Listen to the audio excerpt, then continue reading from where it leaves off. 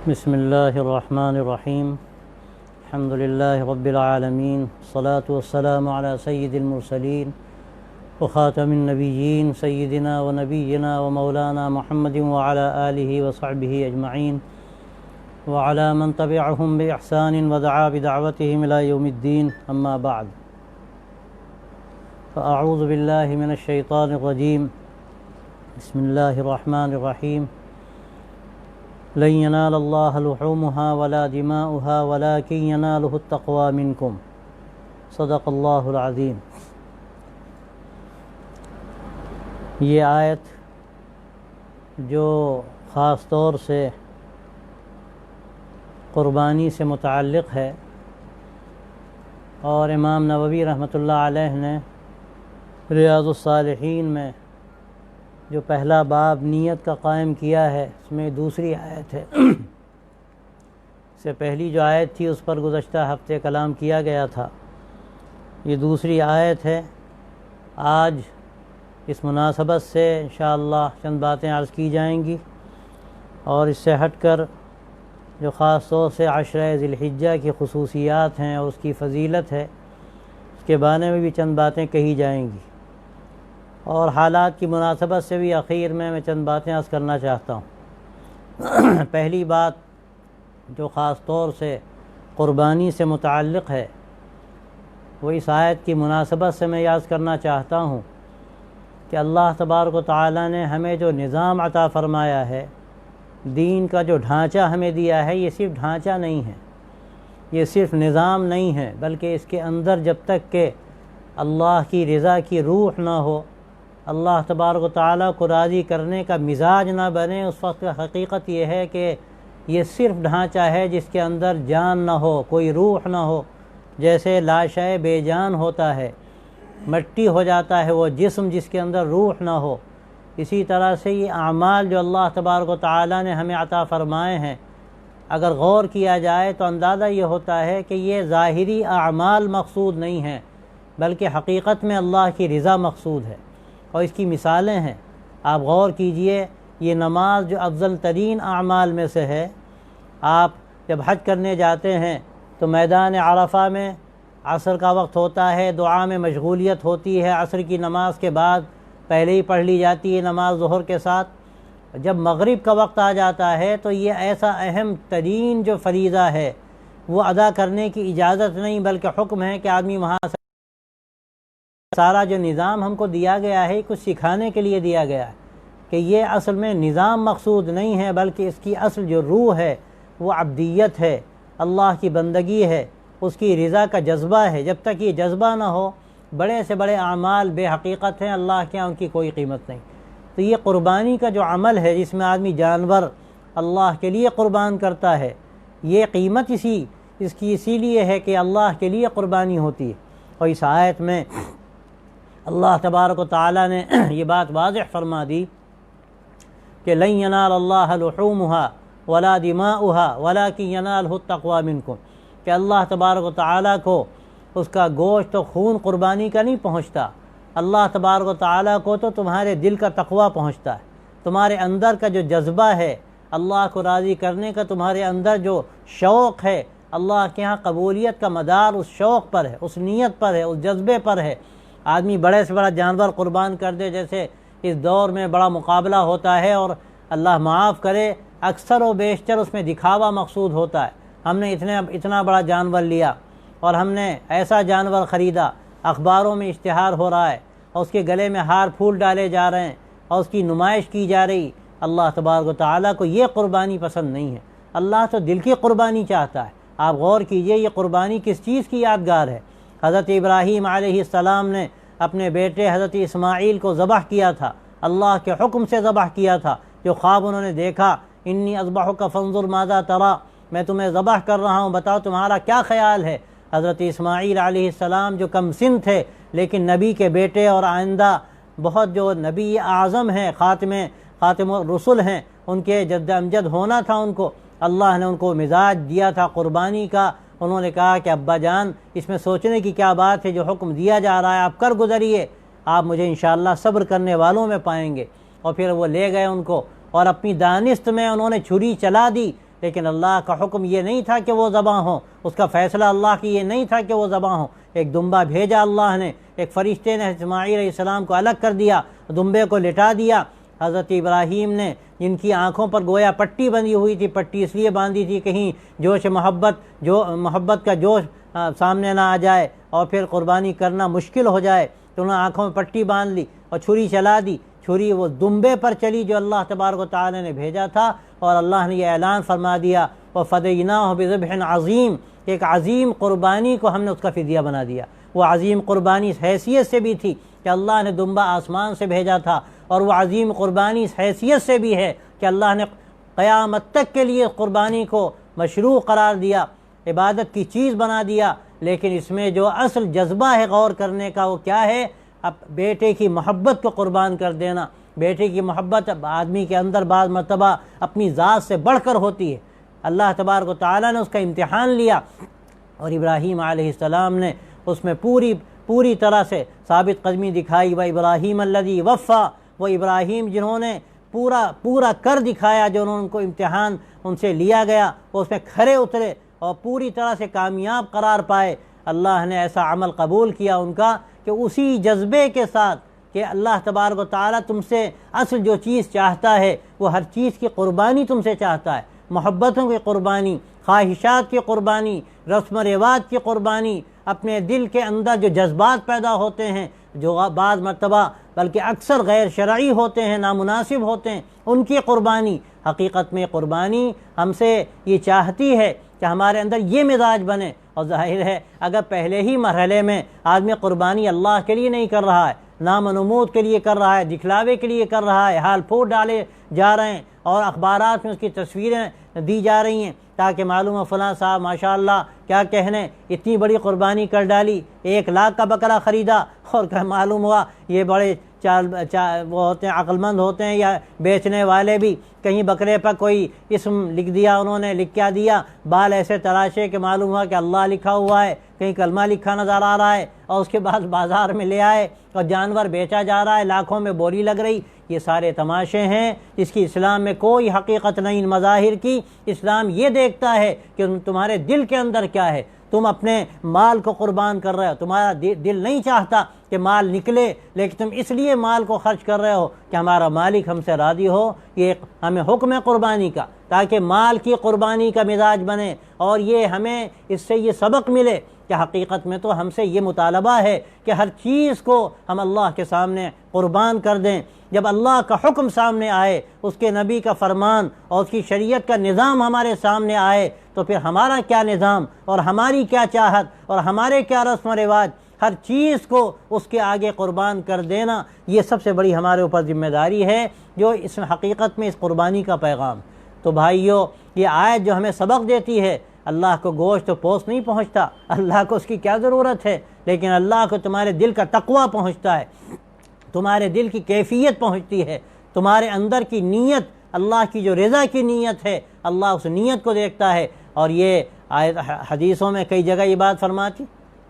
بات فرمائی، اللہ تعالیٰ تمہارے اعمال کو دیکھتا ہے، تمہاری نیتوں کو دیکھتا ہے، ظاہر کو نہیں دیکھتا، تمہاری صورتوں کو نہیں دیکھتا۔ اعمال میں بھی حقیقت میں اعمال کی صورتوں کو نہیں دیکھتا، وہ حقیقت میں اعمال کی کیفیت کو دیکھتا ہے۔ اور یہ جو آتا ہے روایتوں میں کہ بعض مرتبہ اللہ تعالیٰ عمل پر 10 گنا دیتے ہیں، بعض مرتبہ 70 گنا دیتے ہیں، بعض مرتبہ 700 گنا دیتے ہیں، بعض مرتبہ اس سے بھی زیادہ، الی اضعاف مضاعفہ، جس کی کوئی انتہا اور نہایت نہیں، اتنا زیادہ بڑھا کر دیتے ہیں۔ حقیقت میں یہ ثواب کی زیادتی، یہ آدمی کے حسن نیت پر اس کا پورا اعتماد ہوتا ہے۔ آدمی کی جیسی نیت ہے، اللہ کی رضا کا اس کے اندر جیسا جذبہ ہے، اس کے اندر جیسا ولولہ اور شوق ہے، اللہ تبارک و تعالیٰ اس کے مطابق بعض مرتبہ بہت چھوٹے عمل پر اس قدر نواز دیتے ہیں کہ بڑے بڑے اعمال پر بعض مرتبہ وہ بدلہ اللہ کیا نہیں ملتا، وہ ثواب نہیں ملتا، جو چھوٹے عمل پر صحیح جذبے اور صحیح نیت کی وجہ سے اللہ تبارک و تعالیٰ کی طرف سے حاصل ہوتا ہے۔ تو یہ ہمیں جو سبق دیا گیا کہ ہمیں اپنے دل کی طرف توجہ کرنے کی ضرورت ہے۔ یہ جو ایام قربانی ہیں، یہ بڑے مبارک ایام ہیں، لیکن ہمیں سوچنے کی ضرورت ہے۔ ہمیں حدیثوں سے یقیناً یہ بات معلوم ہوتی ہے کہ کتنا مبارک عمل ہے، ہمیں اس کا حکم بھی ہے کہ ہم اچھے سے اچھا جانور قربان کریں، لیکن کیوں قربان کریں؟ تاکہ مال کی قربانی کا جو اصل حکم ہے وہ قربانی ہم دے سکیں، زیادہ سے زیادہ مال کی قربانی دے سکیں۔ ہمارے پاس لاکھوں لاکھ کی آمدنی ہے اور ہم کوئی چھوٹی سی قربانی کر دیں، ہم 2-4 ہزار کا بکرا خرید دیں اور قربان کر دیں مریل سا 4 ہزار کا 3 ہزار کا، تو یہ تو کوئی اچھی بات نہیں۔ ہمارے پاس اللہ نے جیسا بھی ہمیں دولت سے نوازا ہے، ہم کر سکتے ہیں قربانی، تو ہمیں اس میں آگے بڑھ چڑھ کر حصہ لینے کی ضرورت ہے۔ لیکن یہ بڑھ چڑھ کر حصہ لینا یہ اصل غور کرنے کی بات ہے، اس لیے نہ ہو کہ ہم جانور کی نمائش کریں، ہم کسی کو دکھائیں نہ، ہم کسی کو بتائیں نہ اچھے سے اچھا جانور ہو۔ اور حدیثوں میں آتا ہے کہ آپ صلی اللہ علیہ وسلم کو اچھا جانور پسند تھا قربانی کے لیے، اور حدیثوں میں آتا ہے کہ جب آدمی ذبح کرتا ہے تو جس وقت خون زمین پر گرتا ہے تو یہ پتہ نہیں کہ خون زمین پر پہلے گرتا ہے یا ذبح کرنے والے کی مغفرت پہلے ہوتی۔ اللہ تبارک و تعالیٰ کے ایسا مقبول عمل ہے، اور یہ سمجھنا چاہیے۔ بعض لوگوں کے ذہنوں میں یہ خناس پیدا ہو جاتا ہے کہ قربانی کا کیا فائدہ، ہمیں کچھ پیسے صدقہ کر دینے چاہیے۔ یہ انتہائی درجے کی نادانی کی بات ہے۔ قربانی اپنی جگہ پر ایسا مقبول عمل ہے اللہ تعالیٰ کی بارگاہ میں کہ کوئی دوسرا عمل اس کے مقابل میں نہیں۔ ان دنوں میں جو ایام قربانی کے ہوتے ہیں، جن میں جانوروں کو ذبح کرنے کا حکم ہے، اس میں اللہ تبارک و تعالیٰ نے جو اجر اس کا رکھا ہے وہ اجر صدقے کا نہیں، جو اجر اللہ تبارک و تعالیٰ نے قربانی کا رکھا ہے۔ بعض مرتبہ ہو سکتا ہے کوئی ایسی بڑی مجبوری ہو جائے کہ ناممکن ہو آدمی کے لیے قربانی کرنا، تو اس کا مسئلہ الگ ہے، مفتی سے معلوم کیا جائے، وہ بتائے گا کہ ان حالات میں ہمیں کیا کرنا ہے۔ لیکن قربانی کی اہمیت دل سے نکل جائے، آدمی سوچے کہ ہم صدقہ کر دیں، یا دل میں خیال آ جائے کہ ایک جانور کی ہم نے جان لے لی، کیا ملا؟ یاد رکھیے یہ دین اللہ تبارک و تعالیٰ نے اپنے نبی کے ذریعے سے جو ہم کو دیا، اور دین کا جو ڈھانچہ ہمارے لیے متعین فرمایا، اس کا جو نظام ہمیں عطا فرمایا، یہ وہ نظام ہے جو اللہ کا پسندیدہ ہے۔ ہم اپنی عقل سے اگر اس میں فیصلے کریں گے تو بعض مرتبہ ہو سکتا ہے پھر نمازوں پر بھی اعتراض شروع ہو جائے، اور دین کے اور دوسرے اعمال پر بھی آدمی دماغ میں اشکالات پیدا ہونے لگیں، اور اپنی عقل سے وہ سوچنے لگے۔ اور ظاہر ہے آدمی جب عقل سے سوچتا ہے تو اس میں ٹھوکریں کھاتا ہے۔ آدمی کی عقلیں متفاوت ہیں، ایک عقل کسی کی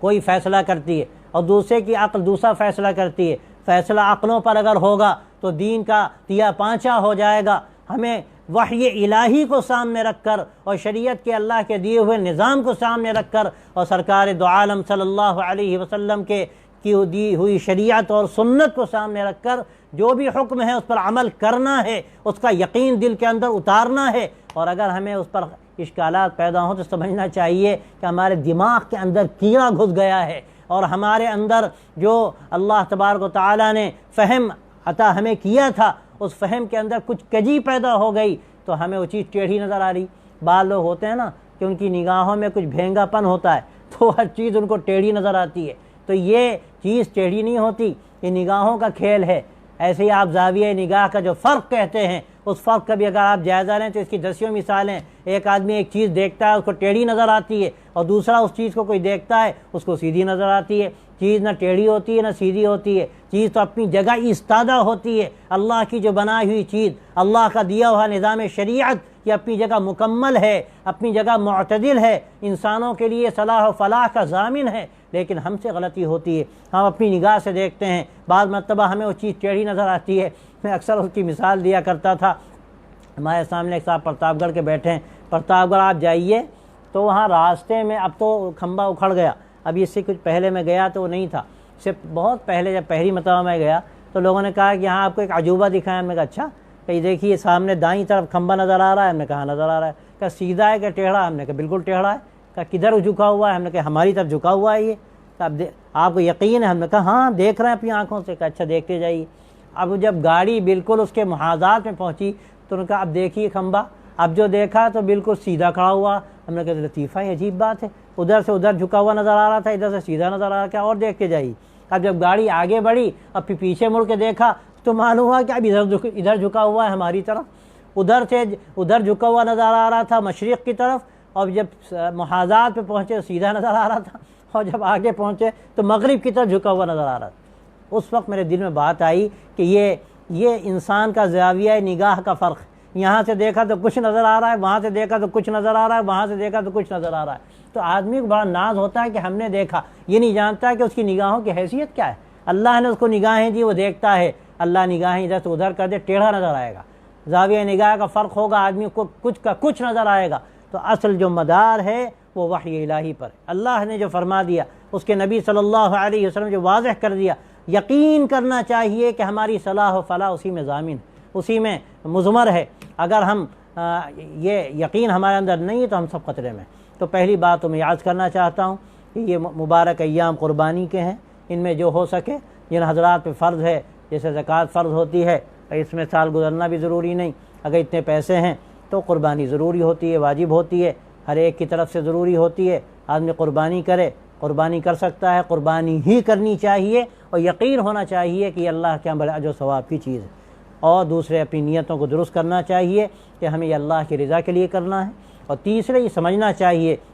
جو قربانی کا اصل پیغام ہے کہ ہمیں ذبح کرتے وقت یہ تصور ہو کہ ہم ہر طرح کی اپنی چاہتوں پر، اپنے رسم و رواج پر گویا کہ چھری چلا رہے ہیں، اور اس وقت اپنا جائزہ لے کر ہم طے کریں کہ انشاءاللہ ہم اپنی زندگی کو قربانی کے ساتھ گزاریں گے، شریعت کے حکم کی پیروی کریں گے، چاہے ہمارے گلے پر چھری چل رہی ہو، چاہے ہمارے اوپر کیسے ہی لگے کہ آرے چل رہے ہیں، ہماری خواہشات کو کچلا جا رہا ہو، لیکن حکم شریعت ہے تو ہمیں اس پر انشاءاللہ چلنا ہے۔ یہ اصل پیغام ہے اس قربانی کا۔ اور دوسری بات جو میں عرض کرنا چاہتا تھا وہ عشرہ ذی الحجہ کی مناسبت سے میں بات کہنا چاہتا ہوں۔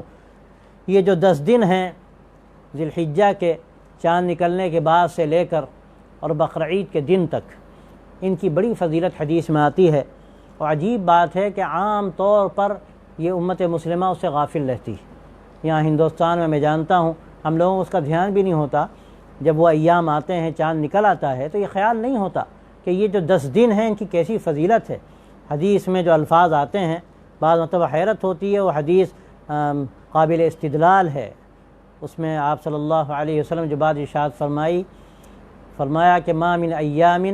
العمل الصالح فیها احب الی اللہ من هذه الايام العشر قیل ولا الجہاد فی سبیل اللہ یا رسول اللہ قال صلی اللہ علیہ وسلم ولا الجہاد فی سبیل اللہ الا ان یغزو احد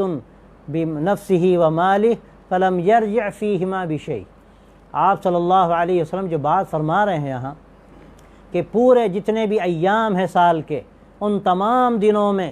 کوئی بھی دن ایسے نہیں کہ جس میں اللہ تبارک و تعالیٰ کو اعمال اتنے زیادہ محبوب اور پسند ہوں جتنے زیادہ ان 10 دنوں میں پسند ہیں جو ایام ذی الحجہ کہلاتے ہیں، ذی الحجہ کے جو 10 دن کہلاتے ہیں۔ پوچھا گیا اے اللہ کے رسول صلی اللہ علیہ وسلم، اللہ کے راستے میں جہاد بھی نہیں؟ آپ نے فرمایا کہ نہیں، اللہ کے راستے میں جہاد بھی نہیں، اللہ یہ کہ آدمی اپنے جان کے ساتھ، اپنے مال کے ساتھ نکلے غزوے میں، جہاد میں، اور پھر پوری طرح وہ قربان کر دے اپنی جان کو بھی، مال کو بھی، اور بغیر کسی چیز کے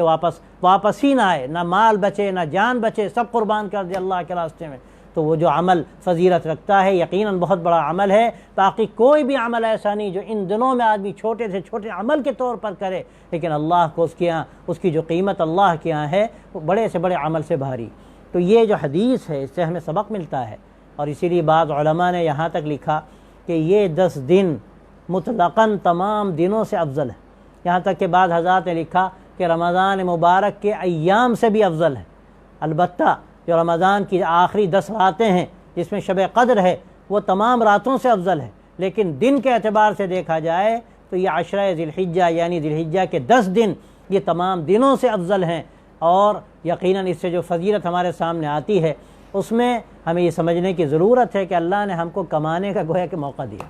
ہمیں کمانے کا موقع دیا۔ یہ مختلف جو ایام ہیں، یہ شب قدر ہے اور بعض فضیلت رکھنے والے ایام، پھر یہ حرم شریف کی سرزمین کہ آدمی یہاں جاتا ہے، ایک نماز کا ثواب اس کو 1 لاکھ نماز کا ملتا ہے، اور اسی طرح ہر نیکی کا عمل 1 لاکھ نیکی کا ملتا ہے، اور مسجد نبوی جاتا ہے، مدینہ طیبہ میں رہتا ہے، ہزاروں ہزار گنا اس کو اجر ملتا ہے ہر نیکی پر۔ اسی طرح سے شب قدر میں وہ نیکی کرتا ہے، عبادت کرتا ہے، تو ہزاروں ہزار گنا اس کا ثواب بڑھایا جاتا ہے۔ اسی طرح اللہ نے ہم کو ان دنوں کی ایک نعمت دی ہے کہ ان دنوں میں جو آدمی عمل کرتا ہے اللہ تبارک و تعالیٰ کیا اس کی بڑی قیمت، اور حقیقت میں یہ اللہ کی رحمت ہے،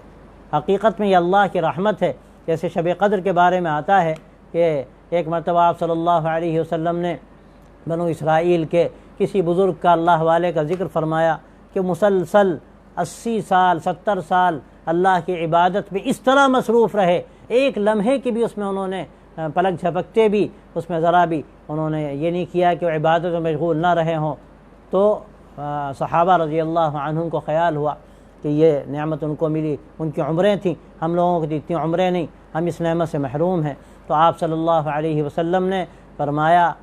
کچھ عرصے کے بعد کہ اللہ نے تمہیں شب قدر کی نعمت دی ہے، ایک رات تم عبادت کرو گے تو کتنا ثواب ہے۔ سورہ قدر میں آپ خود دیکھ لیجئے، انا انزلنا اعوذ باللہ من الشیطان الرجیم بسم اللہ الرحمن الرحیم انا انزلناہ فی لیلۃ القدر وما ادراک ما لیلۃ القدر لیلۃ القدر خیر من الف شہر۔ ایک دن کی عبادت 1000 راتوں سے بڑھ کر، تقریباً 83 سال کے قریب بنتے ہیں، 80 سال سے زیادہ۔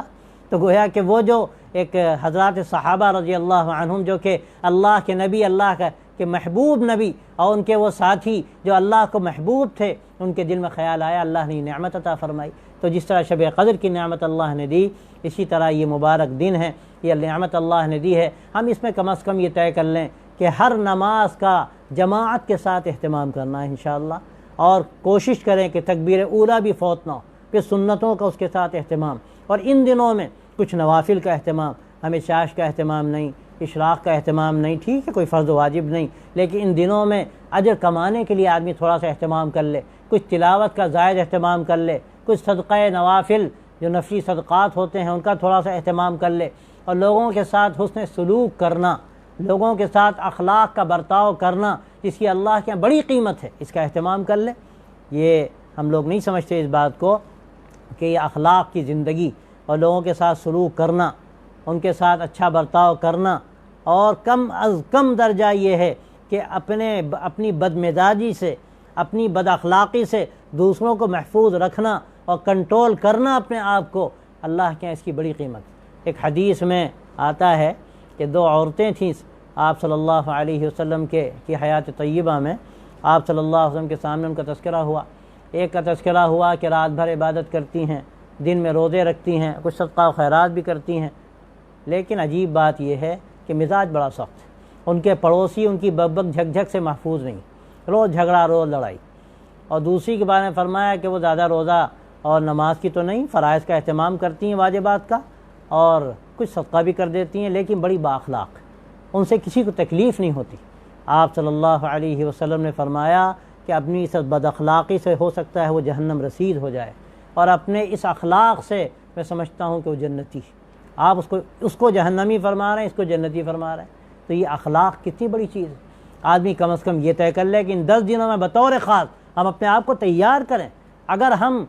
مشق کریں گے، اپنے کو کنٹرول کریں گے، ہماری زبان سے کسی کو تکلیف نہ پہنچے، ہمارے طرز عمل سے کسی کو تکلیف نہ پہنچے۔ حدیث میں تو یہاں تک کہا گیا کہ المسلم من سلم الناس من لسانہ ویدہ، کہ صحیح مسلمان وہ ہے کہ جس کے ہاتھ سے، اس کی زبان سے تمام لوگ محفوظ رہیں، اور خاص طور سے پڑوسی محفوظ رہے۔ پڑوسی کا تو اس قدر تذکرہ روایتوں میں آتا ہے کہ پڑوسی کے ساتھ بدسلوکی کسی دوسرے کے ساتھ بدسلوکی کے مقابلے میں 10 گنا گناہ کی بات، 10 گنا زیادہ گناہ کی بات۔ تو بھائیو، ہمیں توجہ کرنے کی ضرورت ہے۔ یہ 10 دن بس اب قریب انشاءاللہ شروع ہو جائیں گے۔ جب بھی چاند نکل آئے، چاند نکلتے ہی جو پہلا دن ہوگا صبح صادق کے بعد سے دن شروع ہو جاتا ہے، اور غروب آفتاب تک وہ دن رہتا ہے۔ ان دنوں کی بڑی فضیلت ہے، اس میں روزہ رکھنے کی بھی فضیلت ہے۔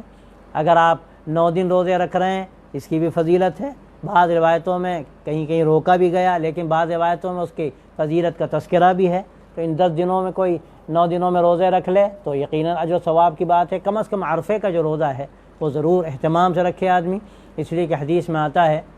کہ عرفے کا جو روزہ ہے وہ 2 سال کا کفارہ ہے، 2 سال کا کفارہ ہے۔ عاشورہ محرم کا جو روزہ رکھتا ہے آدمی 1 سال کا کفارہ ہے، اور عرفے کا روزہ رکھتا ہے تو وہ 2 سال کا کفارہ ہے۔ ایک وہ سال جو گزر چکا، اور ایک وہ سال جو آنے والا ہے۔ تو کتنی بڑی فضیلت کی بات ہے۔ ہم لوگ گناہگار لوگ ہیں، اللہ ہماری مغفرت کا سامان کر رہا ہے، اور ہمیں ہمارے خزانے میں اور نامہ اعمال میں اجر کے بڑھانے کا اللہ سامان کر رہا ہے۔ ان دنوں میں اس کا بھی اہتمام کیا جائے، یہ دوسری بات ہے جس کی آج کے دنوں میں بڑی اہمیت ہے۔ اور تیسری بات ایک میں اور عرض کرنا چاہتا ہوں،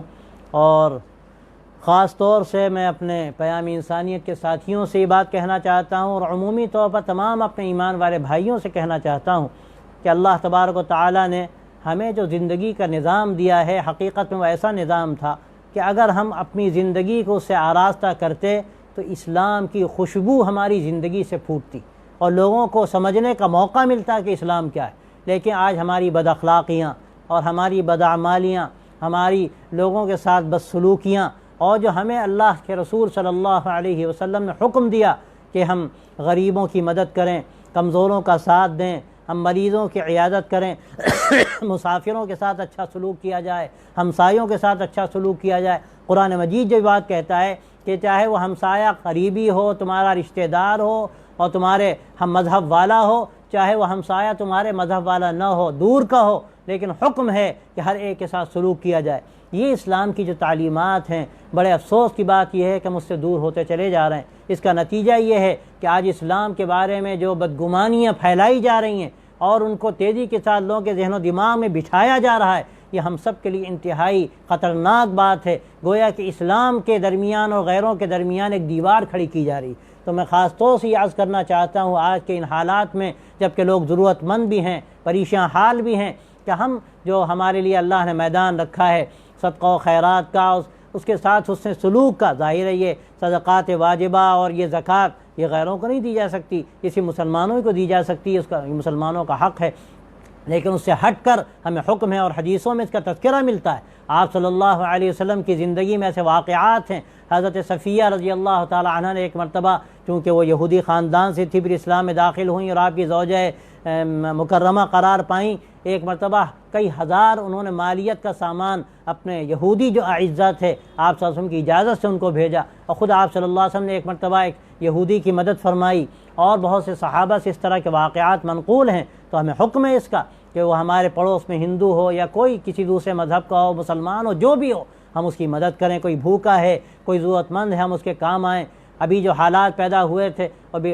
بڑی تعداد میں مزدوروں نے سفر کیا، اللہ کا بڑا شکر ہے، اور میں اپنے ساتھیوں کو، تمام ایمان والوں کو مبارکباد دیتا ہوں کہ الحمدللہ انہوں نے بڑی مدد کی، راستے میں انہوں نے کیمپس لگائے اور بھوکوں کو کھانا کھلایا۔ یہ بڑے اجر و ثواب کی بات ہے۔ میں واضح کرنا چاہتا ہوں، آپ اس بات کو اچھی طرح سمجھ لیں کہ آپ جو بھی کام کر رہے ہیں حقیقت میں اللہ کی رضا کے لیے کر رہے ہیں۔ ہمارا مقصد در حقیقت یہ نہیں ہے کہ اس کا جو دنیاوی نتیجہ ہے وہ ہمارے سامنے آئے اور پھر ہم ان سے بھی اسی سلوک کے منتظر رہیں۔ ہم جو بھی خیر کا کام کرتے ہیں اور پیام انسانیت میں ہمارے ساتھی جو سلوک کرتے ہیں، جو خدمت کرتے ہیں، حقیقت میں یہ اللہ کی رضا کا ذریعہ ہے، چاہے اس کا نتیجہ ظاہری طور پر دنیاوی اعتبار سے ہمارے سامنے آئے یا نہ آئے۔ ہم کسی کے ساتھ سلوک کر رہے ہیں، ہم منتظر نہیں ہیں کہ ہمارے ساتھ سلوک کرے، ہم تو اس لیے سلوک کر رہے ہیں کہ اللہ تبارک و تعالیٰ اس کا اجر ہمیں عطا فرمائے گا کل قیامت میں، جب سب سے بڑھ کر ہمیں اللہ کی طرف سے اجر کی ضرورت ہوگی، ہم اس کے سب سے بڑھ کر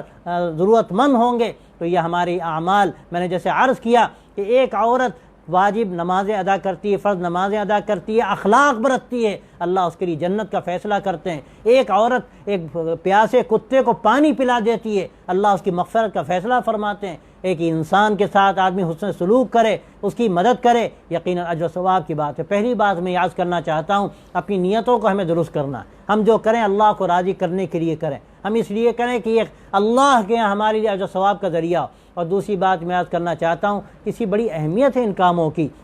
آج کے ان حالات میں اگر یہ نیت بھی ہمارے ذہن و دماغ میں آ جائے کہ ہمارا یہ طرز عمل اسلام کے بارے میں بدگمانیوں کو صاف کرنے کا ایک ذریعہ ہے، یقیناً یہ بھی اجر و ثواب کی بات۔ ہم اسلام کے گویا کی خدمت گزار بن کر اسلام کی تصویر کو صاف کرنے کے لیے اگر یہ عمل کر رہے ہیں، انشاءاللہ ہمیں اس کا بھی اجر ملے گا، اور گویا کہ دوہرا اجر ہوگا۔ ایک اجر ملے گا حسن خلق کا، خدمت خلق کا، اور دوسرا اجر ملے گا اسلام کی خدمت کا، اور اس کے چہرے پر جو گرد و غبار لگ گیا ہے ہماری بدعمالیوں کے نتیجے میں، اس گرد و غبار کو صاف کرنے کا۔ اور میں عرض کرتا ہوں کہ انشاءاللہ تیسرا اجر یہ بھی ملے گا کہ ہم یہ خدمت کا جو عمل کر رہے ہیں انشاءاللہ یہ ملت کی حفاظت کا ذریعہ ہے۔ جو میں اکثر عرض کیا کرتا ہوں کہ فَأَمَّا الزَّبَدُ فَيَذْهَبُ جُفَاءً وَأَمَّا مَا يَنفَعُ النَّاسَ فَيَمْكُثُ فِي الْأَرْضِ، کہ جھاگ تو بیکار چلا جاتا ہے اور جو چیز زمین میں فائدہ پہنچاتی ہے وہ باقی رہتی ہے۔ یہ ملت اسلامیہ اگر اپنی نافعیت ثابت کرے گی، لوگوں کی خدمت کر کے اور لوگوں کے کام آ کر یہ بتائے گی کہ اللہ نے ہمیں کس لیے پیدا کیا، اللہ نے ہم کو اسی لیے پیدا کیا کہ ہم ساری انسانیت کے لیے نافع ہوں، ان کے لیے مفید ہوں، تو یقیناً یہ ملت کی بقا کا بھی ذریعہ ہوگا، اور یہ بھی ہمارے لیے انشاءاللہ جو ثواب کا ذریعہ ہو سکتا ہے۔ لیکن میں یاد کرنا چاہتا ہوں، افسوس کی بات یہ کہ ہمیں جو توجہ ہونی چاہیے ہمارے الحمدللہ تقریباً کئی سو یونٹس ہیں پورے ملک میں جو کام کر رہی ہیں، لیکن ابھی میں محسوس کرتا ہوں کہ جس طرح کام ہونا چاہیے ابھی وہ کام سامنے نہیں آ رہا ہے۔ ہمیں قدم آگے بڑھانے کی ضرورت ہے۔ اس کے ساتھ ساتھ ایک بات اور میں عرض کرنا چاہتا ہوں کہ یہ خدمت وہ ہے جسے یقیناً گرد و غبار انشاءاللہ چھٹیں گے، لیکن یہ تنہا کافی نہیں، اس کے ساتھ ساتھ ذہن سازی کی بھی ضرورت، اس کے ساتھ ساتھ ہمیں لوگوں سے ملنے کی بھی ضرورت ہے۔ میں اکثر کہتا ہوں کہ حضرت مولانا علی میاں صاحب رحمۃ اللہ علیہ کی جو پیام انسانیت کی تقریریں ہیں، وہ تقریریں الحمدللہ اس سلسلے میں بے حد مفید ہیں۔ وہ مختلف زبانوں میں ان کا ترجمہ ہوا ہے، آپ ان تقریروں کو لوگوں تک پہنچائیں۔ وہ ایک صفحہ ہے اپنے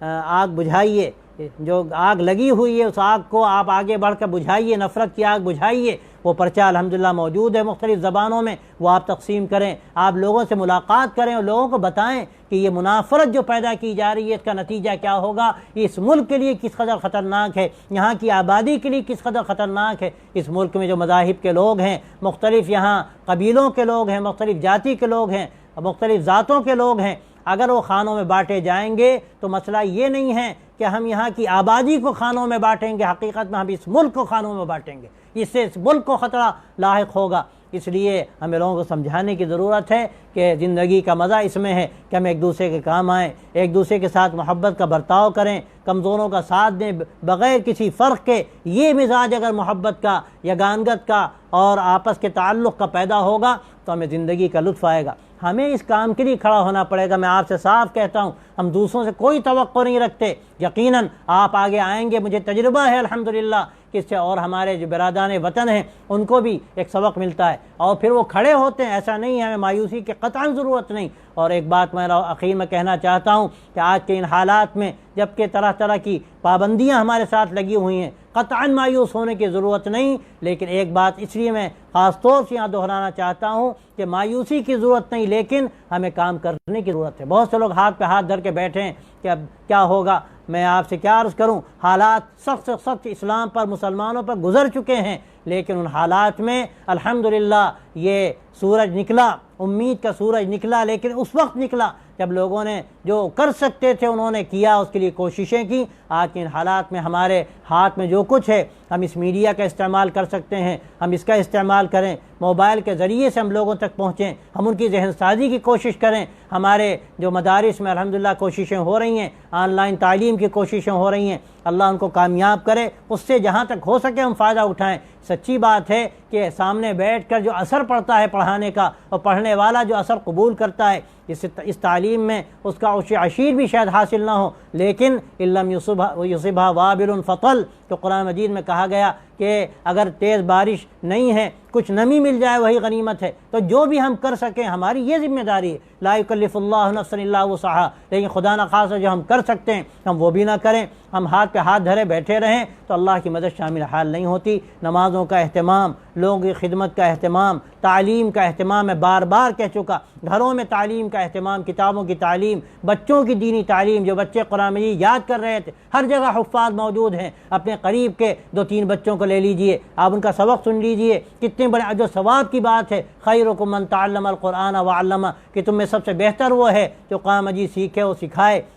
اسی کے ساتھ ساتھ جو آپ کر سکتے ہوں آپ وہ کریں، انشاءاللہ راستے کھلیں گے۔ اور یاد رکھیے جو ہمارا دائرہ اختیار ہے، اگر خدا نخواستہ ہم نے اس کا استعمال نہ کیا تو یاد رکھیے کہ وہ جو دائرہ ہمیں ابھی ملا ہوا ہے وہ دائرہ پھر اور خدا نخواستہ تنگ نہ ہوتا چلا جائے۔ اس لیے ہمیں اس دائرے کو بڑھانا ہے، اور دائرہ جب بڑھے گا جب ہم اللہ کی رضا کے لیے، اللہ کو خوش کرنے کے لیے، اس کے دین کی خدمت کے لیے آگے آئیں گے، اور جو ہم سے ہو سکے گا ہم اس میں قطعاً دریغ نہیں کریں گے تو انشاءاللہ راستے کھلیں گے۔ پھر میں آخر میں پیام انسانیت کے ساتھیوں کو مبارکباد بھی دیتا ہوں، ان سے درخواست بھی کرتا ہوں کہ پھر وہ میدان عمل میں آئیں، ساتھیوں کو جوڑیں اور اس کی کوشش کریں کہ جہاں جہاں بھی ضرورت ہے وہ لوگوں کی مدد بھی کریں، لیکن ساتھ ساتھ یہ بھی سمجھ لیں کہ تنہا یہ کافی نہیں، آپ لوگوں سے ملاقاتیں بھی کریں، برادران وطن کے پاس جائیں، ان کے جو سخت ذہن قسم کے لوگ ہیں، ذہن تو بنانے سے بنتے ہیں، میڈیا نے ذہن خراب کیے، لوگوں نے اس کے لیے گویا کہ جال بچھا دیا اور کوششیں کی، آج یہ حالت ہو رہی ہے، لیکن میں مایوس نہیں،